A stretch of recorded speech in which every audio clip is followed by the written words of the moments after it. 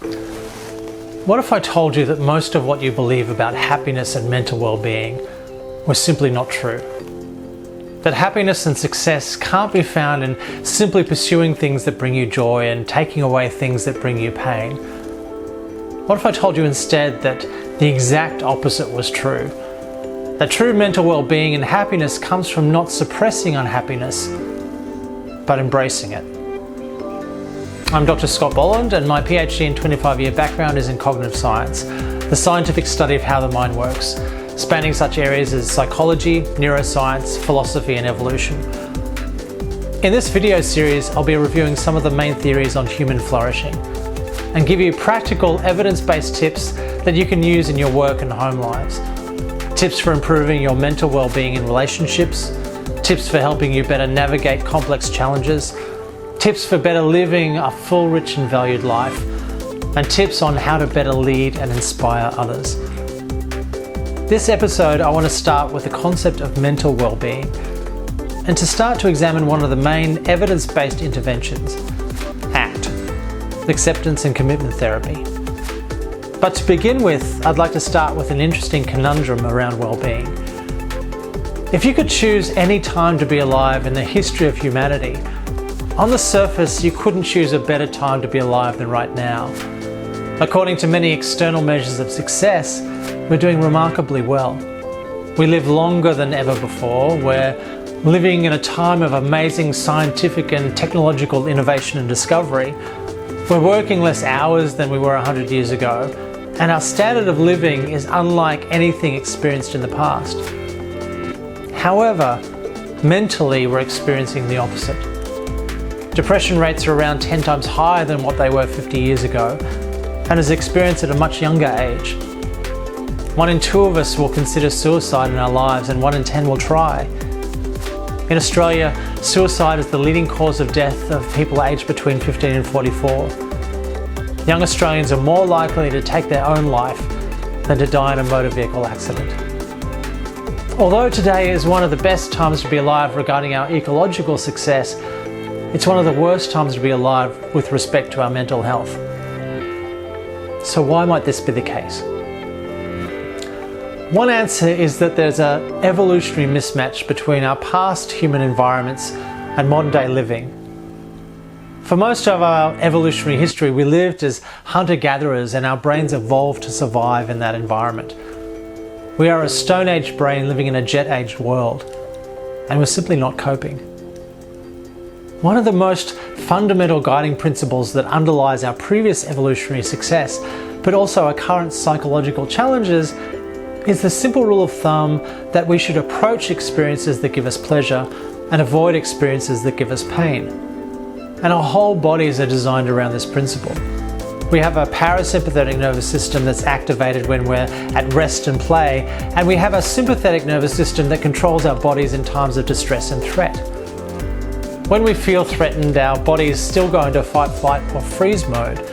Our heart rate increases and blood is redirected to muscles to allow us to run or fight. And our blood actually becomes thicker and more likely to clot should we be injured. Our immune system shut down to preserve energy, and even our peripheral vision becomes narrow to help us focus on the threat at hand. We were built to approach pleasure and avoid pain, because that strategy worked. For example, fear of heights is a great fear to have, as it prevents us from taking unnecessary risks. And in our evolutionary past, having a sweet tooth was beneficial because it led us to consume fruits and vegetables, food that tasted good but was good for us. The problem with modernization has been that this correlation is no longer true. There are many things in our environment that are pleasurable and readily accessible that aren't good for us. Much of our food that tastes good is filled with sugars, fats, and additives that aren't healthy. Similarly, we have replaced deep and meaningful relationships with the superficial clicking of a like button on social media platforms. We are now in an environment that has an abundance of pleasures that are simple to obtain, but are lacking in physical or psychological nutrition. To live a full, rich and valued life in today's society is not simply a matter of doing things that bring us joy. We have to be careful of where this may lead. Similarly, actively avoiding experiences that are negative may also be detrimental.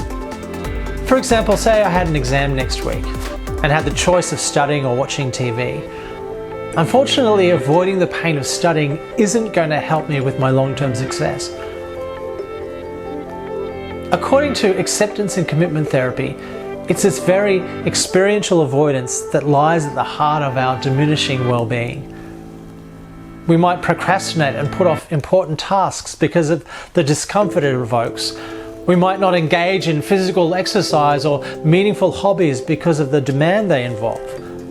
We may avoid being open and vulnerable in important relationships in case we get hurt. And experiential avoidance also lies at the heart of psychopathology. With social phobia, although we want to be close to others, we might avoid social situations to avoid potential judgment from others. With substance use, we may abuse drugs and alcohol to numb our pain or avoid withdrawal symptoms. And with suicide, we may even take our own life to avoid feelings of sadness, guilt, or low self-worth. The point is that approaching things that give us pleasure and avoiding things that give us pain may not bring us the happiness we crave. Psychological flexibility is key. So the question I have for you is to simply look at the next week and ask yourself, if you were living a full, rich and valued life, what would you be doing differently? Are there things that you're doing that are pleasurable but are not of value in the scheme of things? And are there things that you are avoiding that are? What actions should you be taking to live the life that you truly want to be living? And if you could choose just one thing to do differently over the next week that would have the greatest impact, what would that be? Well-being is not simply about doing more things that bring you joy and avoiding things that are painful. It's often about the opposite.